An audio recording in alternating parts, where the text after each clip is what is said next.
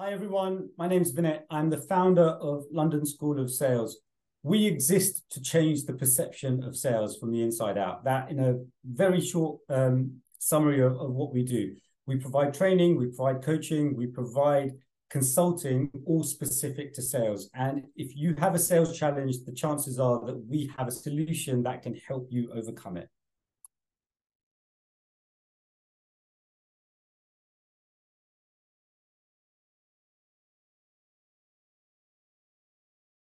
In essence, the sales strategy is an exercise in thinking and planning. And the reason a sales organization needs to do that is because it helps to provide clarity in terms of the direction, the performance needs, and the intended outcomes that the organization is looking for. Now, in my opinion, there are 7 critical components that make up the sales strategy. Regardless of whatever B2B business you're in, those 7 components are essential. And then depending on industry, the solution you sell, there may be additional nuanced elements that you add in. But those 7 critical components are as follows. Firstly, it's about setting the sales vision and the sales goals. Now, typically what happens is that you have a business vision, you have business goals. This is about translating those into sales-specific vision and goals.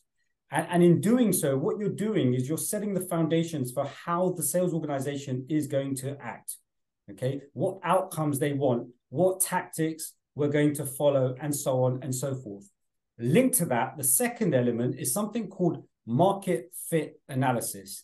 Now, this component really is all about research. You're researching your competitors, you're researching the industry, you're researching your target market, trying to understand actually how many organizations are in your target market. By virtue of doing all that research, you get lots and lots of data. If you crunch that data, you're going to get lots of understanding in terms of numbers. So let's just say, for argument's sake, if you were going to sell to all of the schools in the UK, right? There are 32,000 schools in the UK. That's a big number. Now, if you wanted to segment that, you'd need to understand maybe by size of school, maybe by location, and so on and so forth. The more you crunch the numbers, it's going to allow you to break that content up. Okay. The third element is stakeholder and buyer profiles. Essentially, what this relates to is who within the customer's organization are you going to be interacting and engaging with. Now, typically, there is one person that makes the decision. However, in B2B sales, there can be 5, 6, 7 individuals that are involved in that process. The more that you understand about each stakeholder, what their motivation is, what their driver is, the better you're going to be able to plan your sales strategy. Because the way that you interact with them, the way that you communicate with them, and the way that you understand what their nuanced needs are will impact how you perform, so to speak, in front of them, okay? Then the fourth element is mapping the customer journey. Now, it sounds really simple, but what we're trying to say here is that when you're mapping the customer journey, what you're essentially trying to do is think about it from the customer's point of view. What are all of the things that they go through from actually knowing that they have a challenge to deciding or researching all of the providers or solutions that are out there? Where do they hang out? Where do they go and find this information? All the way through to that purchase decision journey. That is that customer decision process. The better you understand that, the easier it becomes for you. Linked to that, number 6, is then once you understand that customer journey, you can then define or determine your sales process. So typically, I would say a sales process has to have 5 or 6 stages. And the essence is that it's got to be linked to your customer journey. If you build a sales process in isolation without considering your customer journey, you might have lots and lots of steps, but actually they don't necessarily correlate with regards to the customer journey. So the better that you understand that customer journey, the easier it is for you to define your sales process. And crucially, in your sales process, one of the most important things is identifying what your qualification criteria is. 1, what the steps is, and then 2, that qualification criteria. That's essential. Once you have all of those elements, you've got to create that action plan and your measures of success. So how are you going to measure performance? How are you going to measure success in your sales strategy? And what does that success actually look like? And how will you execute on the plan? And then finally, the seventh component is around account management and retention, or account management, retention, and customer success, if you want to call it. Winning customers, acquiring new customers is the hardest thing to do in sales. Retaining them, once you've done that, is critical. If your sales strategy does not have a specific element focused on retaining customers, then you're missing out, because you've worked so hard to get those customers. Guess what? Just go that little bit further and make sure that you have a specific strategy that just talks to what you're going to do to continue to wow them as they remain as customers for you.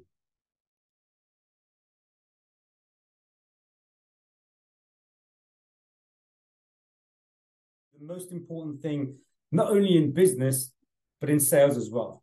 And I think that it's probably the most important element to have as a salesperson, because your mindset determines everything that you do. The way that you think about an opportunity, the way that you think about the solution, the way that you think about an engagement with a customer or a prospect. So for me, mindset is critical to the effectiveness of any global sales strategy. The way that you infuse mindset within the global sales strategy starts with defining the sales culture, right? How do you want your salespeople to interact with your clients and prospects? And that, by virtue, happens through the process of how you interact with them. Are you going to give them that opportunity to engage in the right way, to understand the customer's challenges and needs, or are you going to push them towards acting in a transactional way? So generally speaking, when you define a sales strategy, what you're doing is you're identifying 80% of the known elements that you are aware of, right? But what you're doing within that 80% is you're cherry picking the elements that you know, if you do well, you're going to be able to acquire or retain or grow your business accordingly. The growth mindset really comes in to its own when you consider the other 20%, okay? Because the one thing that in sales you absolutely know is that change is inevitable, right? Something is always changing. And the chances are that if you're standing still, or if you don't have a growth mindset, you're going to just, anything that comes your way, you're going to look at it and you're going to think, that's a challenge. We hadn't planned for that. We don't know what to do. But if you are adaptable, if your culture has been developed so that that growth mindset is there, it's a sales mindset, it's a progressive mindset, it's an open mindset, then the salespeople you have are going to look at that challenge and say opportunity. They're not going to see a problem. They're going to see opportunity. And they're going to be able to take advantage of that opportunity. They're going to be able to capitalize on that opportunity. Whilst other competitors may be thinking, uh-oh, we don't know what to do, if with the right mindset, you are ready to take charge and take control of that opportunity. That's what a growth mindset, the effects that can have on a global sales strategy.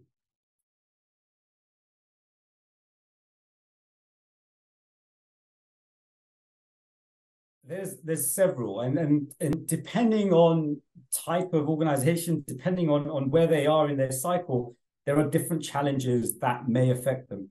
I think the biggest one is probably the most obvious one, which is companies not spending enough time on defining what their sales strategy is.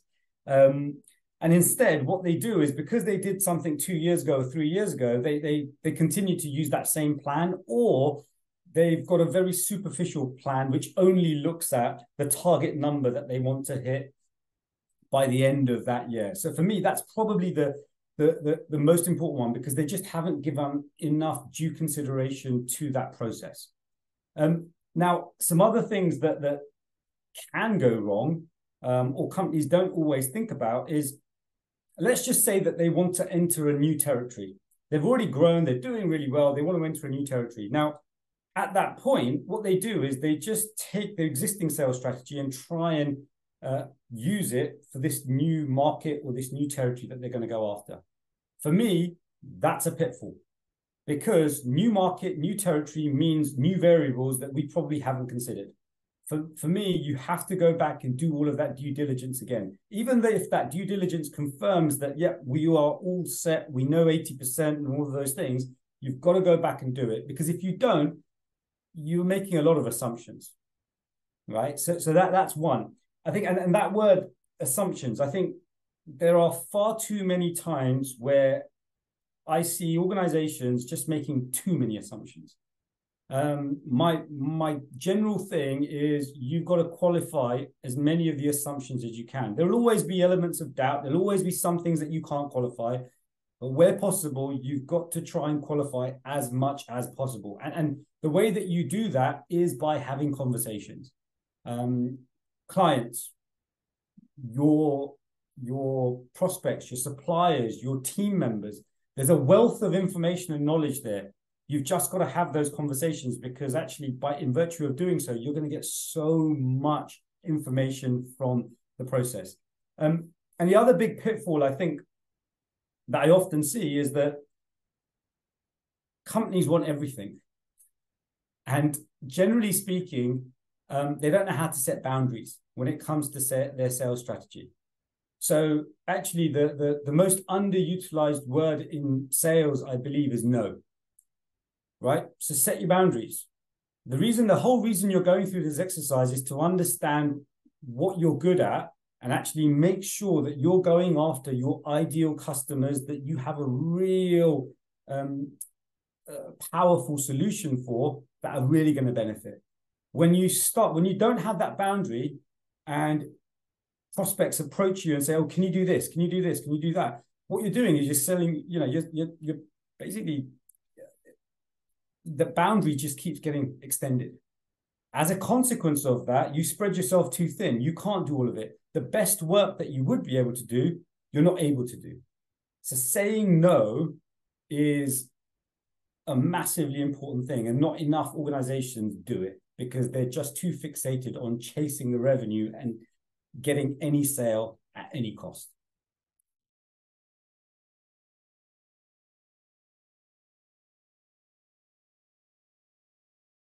I think a really interesting one is, I mentioned it earlier, they don't speak to enough people, right? If the leadership just develop a sales strategy on their own back without considering anyone else, actually, it's a pretty pointless exercise, because they haven't considered the clients, the industry needs, the people that are actually working in the organization. For a sales strategy to be effective, it has to be encompassing.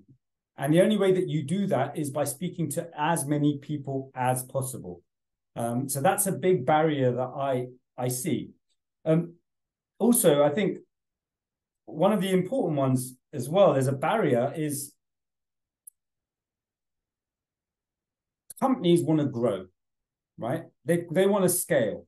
The challenge with that is that they get stuck in what sometimes I call the honey trap. You've got good revenue, you're scaling, but at the same time, to get to that next level, the sales strategy has to evolve, because if you want to carry on growing at that same rate, you can't actually have the same team in place to be able to take you to that other level. Some tough decisions sometimes need to be made. Let me give you an example to bring this to life. If you have a group of account managers in the business that are doing really well, they're great at retaining customers. These guys are great at doing what they do, which is retaining customers, which is wowing customers. If you then decide in your sales strategy that actually we're going to have to make them into hybrid roles so that they can help us get to that next level of growth, for me, that's a massive no-no and a massive barrier to growth within the sales strategy. Why is that? Because the skill set of an account manager is quite unique. The skill set of a hunter, someone that can actually go out there and identify those new business opportunities and secure those new business opportunities, is completely different. Hybrid roles are very unique. And it's rare to find individuals that are equally good at account management and new business. So for me, that is probably the biggest barrier where organizations actually they see the opportunity, but they don't back themselves. They take, actually, we'll accept this, rather than actually saying, yeah, no, we're going to aim for this, and this is the plan that we're going to implement to try and get there. They lowball it. And what does that naturally do? It opens the opportunity for a load of competitors to go and do something different. At the same time, using that account management hybrid example, you're basically taking people in the business that are good at something and putting them in a difficult situation, right? And then when they don't hit their target, oh, but you haven't hit your target. So it's a vicious circle sometimes. So I think that companies that create that sales strategy, they've just got to go out there and then focus on figuring out how they're going to achieve it, rather than thinking kind of short term and that it's not possible.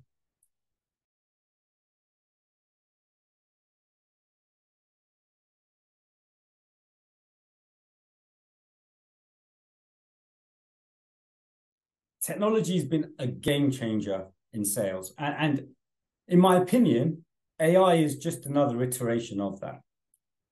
We're actually very early on the inception of AI and its effect on sales. But if we look at technology more generally, I believe that successful adoption of any technology rests in the ability of the organization that's going to adopt it to do its own due diligence, right? Is it right for the organization? And then once it's made that case, it's determined how it's going to do that, it then goes on to understanding the change process and the implementation cycle that is needed. So I do value technology. I do think it's important, but for it to be enhanced or for it to be proactively implemented within a global sales strategy, I think that there are lots and lots of different challenges. There are lots and lots of different considerations. The example I'd use is, let's take CRM systems, right? Client relationship management systems. These systems have been around since the 1980s, right? And all the time, everyone always talks about them. They're not used properly. Now, this was the biggest game changer in sales when they were introduced, because guess what? You had an electronic way to record information, to have recall of that, to have data integrity, to have data accuracy. But what's happened, right? Strategies have evolved. Organizations actually just have decided, or maybe they haven't had proactive plans in place to be able to manage that data integrity, to manage that data accuracy. As a consequence of that, most organizations struggle with maintaining their CRM systems, right? And it's something similar with any IT system or any technology that's adopted. It sounds great in principle, but if the right process is not in place, if the rigor in that change management program isn't in place to be able to effectively introduce it into the organizations are going to struggle. So my thing with technology is always, look, I'm a massive believer in it, as long as it can do the heavy lifting, but it's all in the implementation and then managing that change process. So a lot of the times I would say that people over process, right?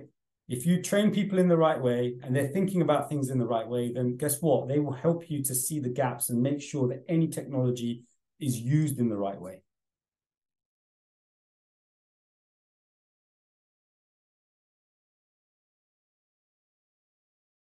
Firstly, sales is becoming more and more and more complex, B2B sales especially. In addition to that, we now have a group of buyers that have more choice. There's more choice, there's more competition, there's more buyer awareness than ever before. They are tech savvy. At the same time, they understand all of the tech tools that are being used to either mine their data or to scrape information or to push them towards a certain thing or to get them signed up onto something. So I think we have to be very, very, very careful about the influence that all of these things have on the buyers that we want to interact and engage with. For me, we need to become more and more niche with regards to the solution that we are considering and offering. What do I mean by that? It's no longer about actually seeking revenue for the sake of seeking revenue.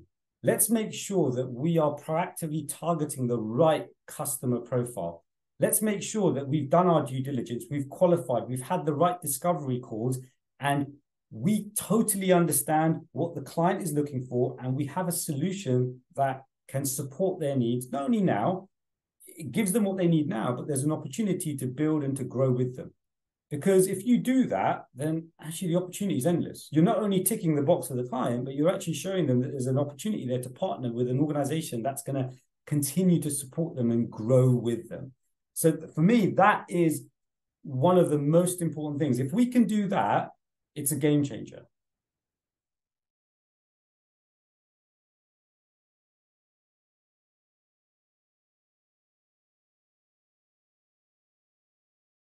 Ethos of London School of Sales is all about continuous learning, continuous development.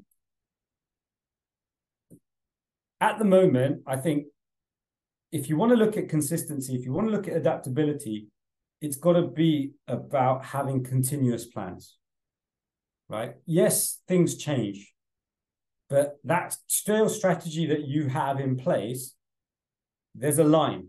That line, you might keep going a little bit up and down, that's fine. But it shouldn't be a case that actually the line keeps going really up or really down. Because what that tells you is that actually the strategy wasn't designed or developed in the right way. So for me, this is all about continuity. This is all about making sure that everyone in the organization has a level of understanding, has a level of knowledge. Let's take training and development as an example, right? It is, if you train people, if you give people the opportunity to grow in the organization, if you give them the right tools, if you give them the right information, knowledge, etc., to be able to do their role, and you proactively involve them in the process, you are naturally going to get consistency. You're naturally going to have a workforce that is adaptable. So it goes back to one of the earlier questions you had around mindset. Right? A progressive mindset, a growth mindset, that's all about culture. That's all about making sure that you're involving people in the process, but also you're not micromanaging them. You're giving them the opportunity to think. You're giving them the opportunity to say, okay, show me your curiosity. Go and actually express yourself. Go and ask those questions. Go and understand what the market is thinking, wanting. Because in doing so, that consistency is there, that adaptability is there. So for me, that it rests in people. If you can get people to start thinking about the culture and the direction and the way that you want to do it, everything flows from there.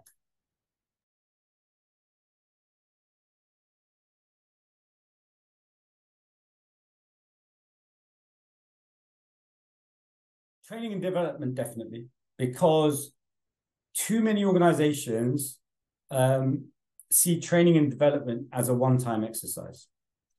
Generally speaking, and I can talk to this simply because this is what I've got a lot of research on this, but essentially, most organizations see training and development as a one-time exercise, right? They will generally tend to do training and development once a year for their teams, and then guess what? Off you go, sales team. You've had some training, you've had the development, you should be able to hit your targets now.